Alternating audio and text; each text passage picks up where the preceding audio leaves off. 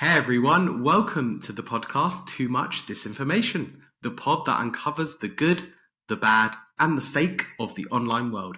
I'm your host, Rafi Mendelsohn, and on today's pod, we're going to be discussing elections, and specifically whether elections are under threat, and if they are under threat, what is impacting them, what is influencing local electorates, what can we do about it as well? And so that's what we're going to be talking about, unpacking a pretty serious but important topic. And thankfully, there are people and organizations who are at the forefront of fighting that charge. And we have one of them to talk us through today, Daria Azariev-North. Daria is the program manager at the International Foundation for Electoral Systems. And her work is really focused on building democratic institutions and civil society to ensure election integrity, which is what we're going to be discussing today, and also countering foreign influence in democratic processes. A European American from Chicago and now based in DC, she's also spent time at the Atlantic Council and the Center for Strategic and International Studies. So, without further ado, let's start.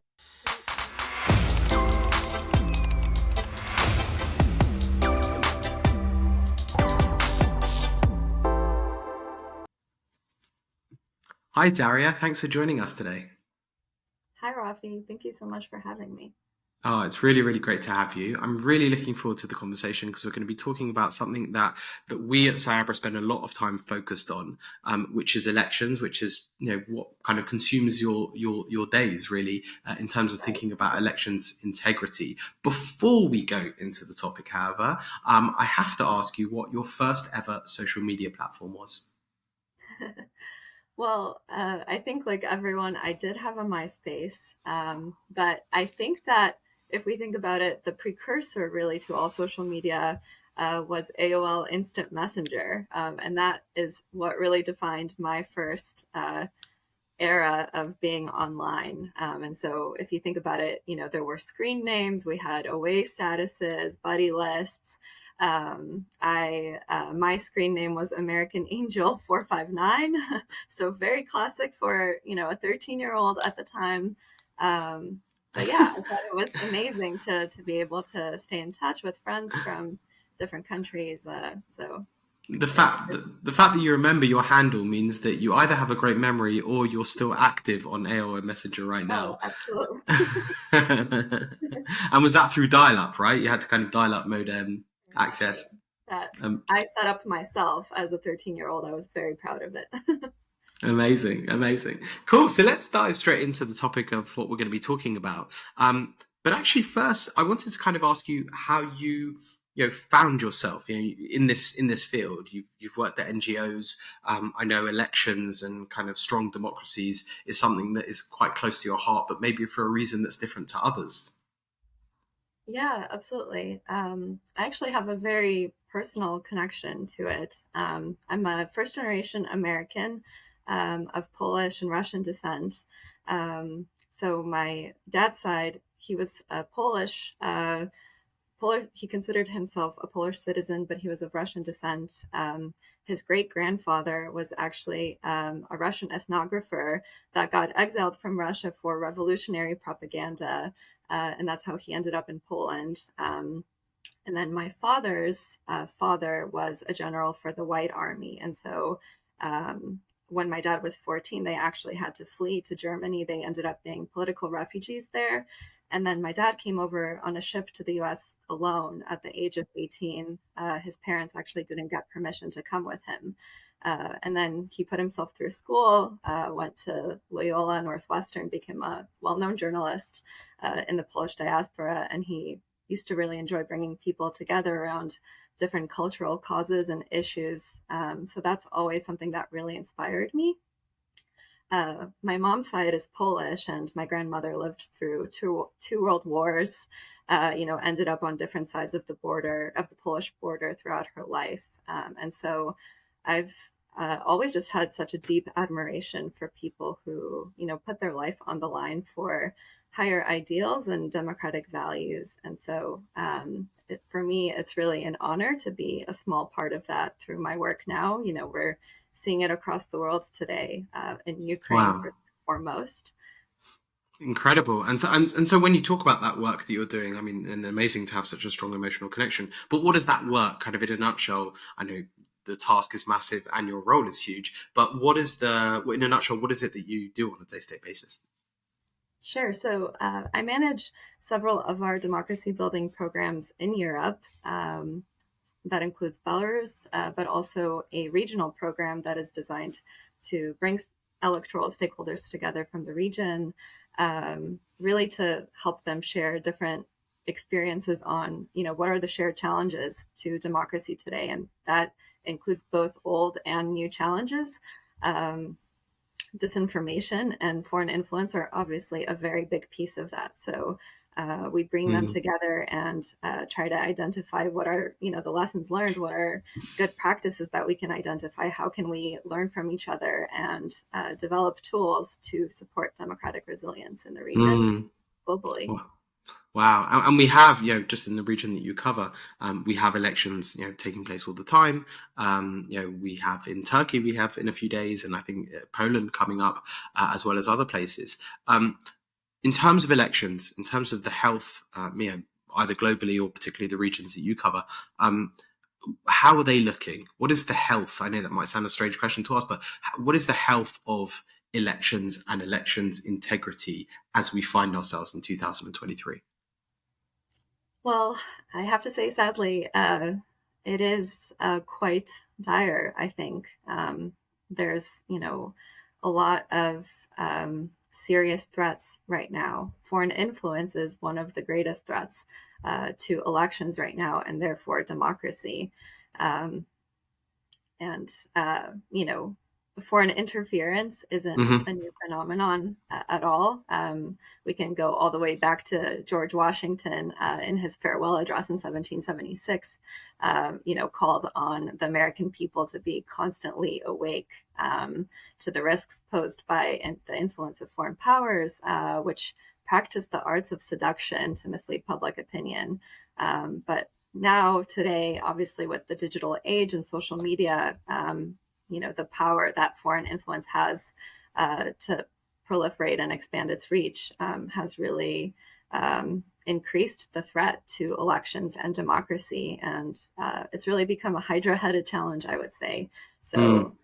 So, a good a strong manifestation of that is we know that in the last decade, Russia and China have cumulatively spent more than 600 million interfering in the democratic processes of more than 22 countries. So we Wow. know that Russia and China are the main actors when it comes to foreign interference, but obviously there's also other foreign actors that are taking part in foreign interference in elections, whether that's Iran in the Middle East, as you would know, or recently we saw even other examples of that, whether Mm. it's Erdogan Qatar trying to buy off members of the European Parliament. Mm-hmm. So we're also seeing a global decline in democracy, actually, with growing authoritarianism around the world. And so when you think about it, elections are actually increasingly under threat, both from externally and internally. Mm-hmm. Uh, and you asked about the health of elections. I actually think elections are kind of like a physical for a country's democratic health, because you go to vote at one point in time, but really the results of that are the manifestation of the health of these democratic processes that are occurring throughout Mm-hmm. the year. And there are so many different components that go into that, right? Because there's more than anything, there's public trust, right? Public Mm-hmm. trust in democratic institutions and the electoral process themselves, how engaged people are in those processes and whether they feel that they have a voice and whether they want Mm. to express that. And, on top of that, you have these narratives that are really fighting for people's attention on a daily basis, not just during the elections, but all year round. And as part of that, you have these foreign malign actors like Russia and China who are continuing to increase their Mm. strategies and tactics. Um, So when it comes to foreign interference, we have this definition, we have this term. but I don't think it's always so clear to most people in terms of the definition. That might be partly because it's constantly evolving. You mentioned this kind of Hydra challenge. What is foreign interference? Foreign interference, or foreign influence, is really, it's any attempt by a foreign actor to subvert, corrupt, coerce, undermine the integrity of a country's electoral and democratic process more broadly. So anything that is not in line with the organic national interest of a country and its Mhm. organic processes. And what does that look like? If you're in a country, you have an election coming up, what does that, bringing it down to the kind of the everyday, the common, witnessing of it, what is an example of foreign interference in action? Well, that's, I think, the core of the problem is that there are so many different manifestations of it. It can be anything from a cyber attack, right? It can be an attack that directly targets, for example, an election management body or another democratic institution to undermine its credibility. It can be obviously different forms of foreign funding, which are increasingly, that's also one of the greatest challenges that there is, because we're seeing that across the board. It's really hard to track, and there still aren't, that strong of systems and frameworks in place to track foreign funding and ensure transparency. And then, of course, the other biggest piece of it are disinformation narratives and Mm, propaganda. So those narratives can come in so many different forms. They're not always obvious in terms of, it's not always something that is evidently trying to target an election or a democratic process. In Europe right now, we're seeing the Kremlin trying to proliferate a lot of narratives that around Ukrainian refugees in different countries, whether it's Poland, Moldova, Georgia, trying to disseminate narratives that are painting Ukrainian refugees in a negative light, because that is part of the Kremlin's parallel war. You have the kinetic war on the ground, and then you have an entire parallel second information war that the Kremlin is undertaking as part of this. And so all of the foreign influence efforts that the Kremlin is currently undertaking, including, I think, what will be a big part of its efforts ahead of the Polish parliamentary elections this year, is to reduce support for the war in Ukraine, to reduce, support both on a national level, on a military level, mhm, mhm. and people's awareness and conscious. And then how's that moving into the social media space, into the online space? What are the tactics that we're seeing, and how are governments or malicious actors able to use social media as a platform to affect foreign influence? Well, we're seeing it in a variety of ways, right? It's everything from various bots and accounts, to actual media organizations being bought out by foreign actors. But we're also, for example, seeing authoritarian regimes expanding their own strategies and tactics. So Belarus is a really good example of this. It was a regime that has disseminated propaganda and disinformation narratives for decades. But primarily, this was always taking place on traditional state TV media channels. And since the controversial August 2020 presidential elections and the consequent, peaceful protests, which were really incredible because we saw such an unprecedented level of civic awareness among Belarusians, which was really impressive. And also what poses, one of the greatest threats to the Kremlin is, this type of civic awakening. And so Mm, in an effort to undermine that, the regime has actually expanded its tactics and moved into the online social media space. They've shut down various social media platforms like Tutve and Nexa. mhm. And, it gets worse than that because, the repressions are very serious in terms of, now you can get arrested on the street in Belarus for having the wrong meme on your phone. So it's a very serious and deeply rooted and complex challenge. And it's incredibly important that we're raising awareness and thinking about how can we approach this collectively to protect democratic resilience and stability regionally and globally. And when we talk about election integrity and foreign influence, it's actually not a new concept, and I think most people are aware of that. Especially if you look at the 2016 US elections, I think that was a big moment where people, certainly not the beginning of it, but that's a moment where people thought, okay, this is an example. This is what, all these warnings. I now see this in action. So how long has it been going on for, and how has that evolved on social media, and over what period of time? So, as I mentioned in the beginning, I mean, foreign influence has been going on historically for since since we know since 1776, long before that as well. But with social media, those tactics have really changed. And what's troubling is that we're seeing China also enter this space. And for China, this is a much newer arena for deploying the regime's broader strategy for global hegemony. But unlike with the Kremlin, we've now been quite familiarized with the Kremlin playbook for over a decade now or longer. But for China, these are new strategies. It's interesting because at the moment, we can still say that the Chinese tactics and tradecraft isn't quite as sophisticated as the Kremlin's is. Interesting. It's usually much more, disorganized. But at the same time, we're still also learning and growing familiar with Chinese tactics and the fact that this is also a real threat. And the pandemic actually showed us this in so many different ways.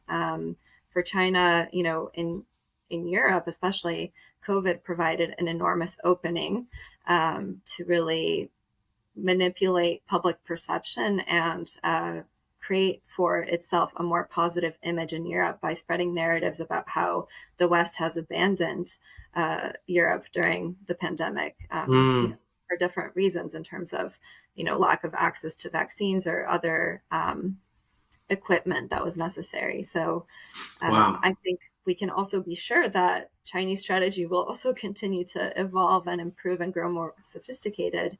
And in addition to that, we're seeing examples of how Russia and China also sometimes are increasingly collaborating together on some of these narratives. I think it's fascinating when you mention about the Russian playbook and how there's 10, 15 plus years of experience. I actually had the opportunity a few months ago to meet Garry Kasparov, who, chess legend from the Soviet Union, originally from Baku in Azerbaijan, and was this Russian chess supremo who was held as really as an icon, but then actually became quite critical against. He now often speaks about Russian influence, disinformation, and he said that these are the playbooks that they were using, on their own people. So it's really interesting how that's involved, B, how you can almost map different countries and their capabilities next to each other, and how some have evolved in kind of slightly different ways.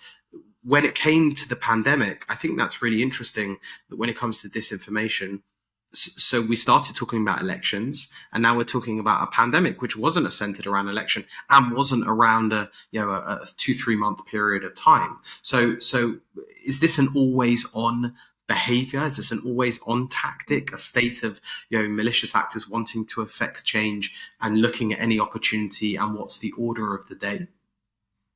Yeah, I would say that, yes, it is. And especially in today's day and age, with for China and Russia, this is really a means of realizing their political aspirations globally. And so the targets may change, the strategies may change, but usually the goal is always the same. And the pandemic simply highlighted, existing risks and vulnerabilities. So especially from the elections perspective, I think it taught us some very valuable lessons because it highlighted that, there were existing vulnerabilities to standard electoral practices, when it comes to disinformation, when it comes to foreign influence, when it comes to dealing with crises and communicating to the public. And so I think the silver lining of that is that there were very valuable lessons for democratic resilience that came out of that, that I think there's,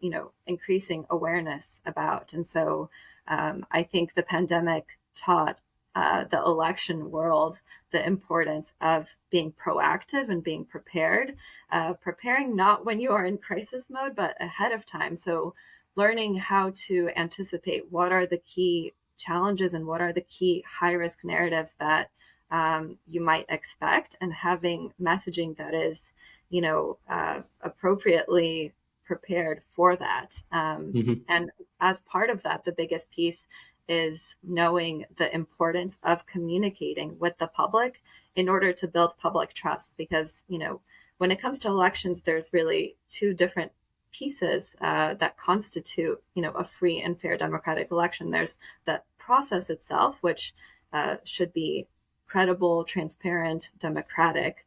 But then there's also the public credibility and trust in that process. And so that's where there's always an enormous opening for foreign interference and for undermining people's perception and belief in the credibility and in the credibility of that process.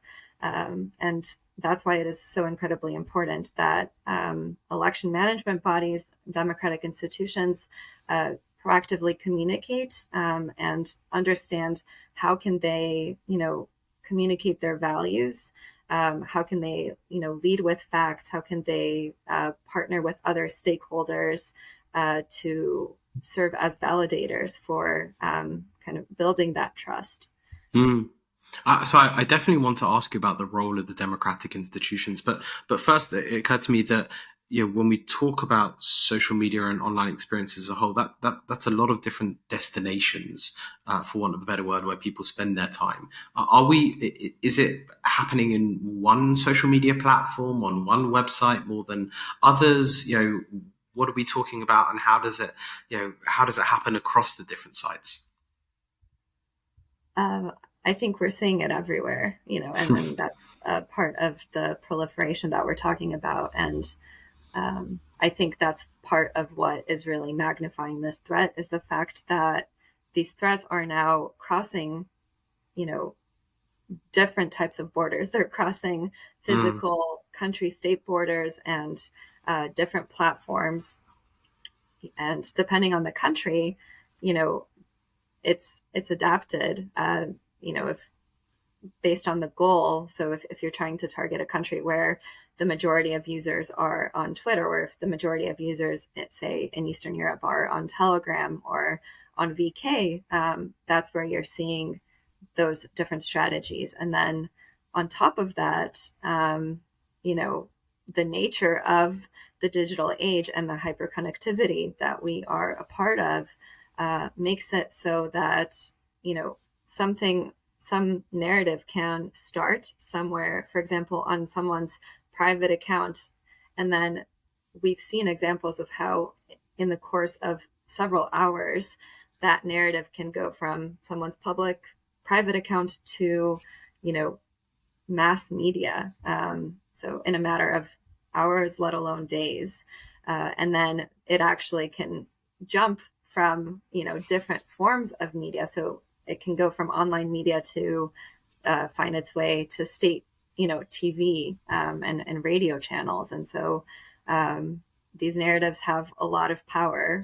And that's why people's awareness and media literacy is incredibly important. I think that's such a powerful thing to think about, of how it can jump from different mediums. And then you think about your own individual media usage over the course of a day or a week. It's not with one platform. We tend to share around. There's lots of demands of our interests. So the fact that it can kind of spread and move from one, it's not contained, is very interesting. We've spoken a lot about the challenges and the situation right now, which isn't all particularly rosy in all aspects. So let's move to the positive and the proactive. What can be done and what is being done in order to ensure the integrity of elections? Well, I think perhaps it's because I'm an optimist, but I'm also, I think seeing a lot of positive things in my work on a daily basis. And so that leads me to believe that out of this crisis also comes a great opportunity. I think it's an opportunity to make democracies more resilient, with more enduring democratic structures, and also more informed, engaged, and inclusive societies. And I think that's really the answer. So we have to approach the challenge of foreign influence in elections from a holistic perspective. And that's really what we strive to do at IFAS as part of my work. So we believe that if you have a holistic approach to it, which includes several different pillars, then we have a shot, at protecting democracy and electoral integrity and reversing some of these really concerning trends that we're seeing. So I would say the first big piece of that is, as I was saying, creating resilient, independent, democratic institutions that are transparent and that are able to build and maintain public trust. And as part of that, there's several different pillars, right? So it's, democratic institutions and election management bodies' ability to combat disinformation and to respond to it proactively. Cyber security is obviously another really important piece of that. And then, of course, corruption is such a key entry point, and foreign funding. So looking at how we can, increase transparency in campaign spending that will bring attention to foreign funds being used both by national actors and actors outside the country. And then separate from that, as I was saying, the other piece of that is public awareness and understanding. And so media literacy, I would say, is probably one of the most critical, powerful tools out there for empowering civic awareness and democratic resilience. A big piece of that is civic education. But really, if we think about, how can we counter such foreign influence tactics, it really comes down to having people being able to identify and understand those tactics. So looking at how can we teach mindful consumption of information in the digital age. And that really includes critical thinking skills more than anything, knowing how to use fact-based arguments, consensus building, the ability to evaluate different sources of information. I think kind of to your point, what you were saying, about Kasparov, in Russia, for example, right now, there's such an internal fight that is also having, regional and global impact, right? In terms of the narratives that are being spread by the regime as to the justification behind the war in Ukraine. And the challenge is that, these people have been entrenched in disinformation and propaganda for decades. And part of that goes deep into the educational system, the Soviet-style classroom, where individual thinking, critical thinking skills are absolutely not a part of a young person's education. And so that's something we think a lot about when we talk about civic education. Media literacy is encouraging individual thinking and critical thinking, and more than anything, I think inspiring young people to believe that they have a voice and they have a role in their societies and communities, and that being a citizen is both a right and a responsibility, and that then includes being active in a country's democratic and electoral process throughout the whole cycle. And so those would be tactics, excellent tactics on the individual society level. What are the kind of tactics on the government level? What are the public institutions? What are they able to do to be able to fight this wave that is disinformation? Another enormous opening is for foreign interference is polarization, polarized societies. That's oftentimes, the greatest opportunity for foreign actors to come in and exacerbate, existing cleavages within society. And so from both a governmental and civil society perspective, it's so important to look at how can you build inclusive societies, because when people become disenfranchised from the political process, that's really when there are cracks that are open to autocracy and foreign influence. And that includes, everyone, whether it's women, young people, persons with disabilities, ethnic minorities. It's really important, and we see that on a daily basis in terms of narratives, whether it's the way that women are portrayed in the media. There's gender disinformation and hate speech that is also an enormous challenge and threat in and of itself. The narratives that I mentioned about Ukrainian refugees that we're seeing all across Europe right now, those are meant to create tensions within communities. And so if you find ways to build unity and cohesive communities with shared values, then that's a really strong deterrent to foreign influence. So a multi-hydrid challenge needs a multi-pronged solution.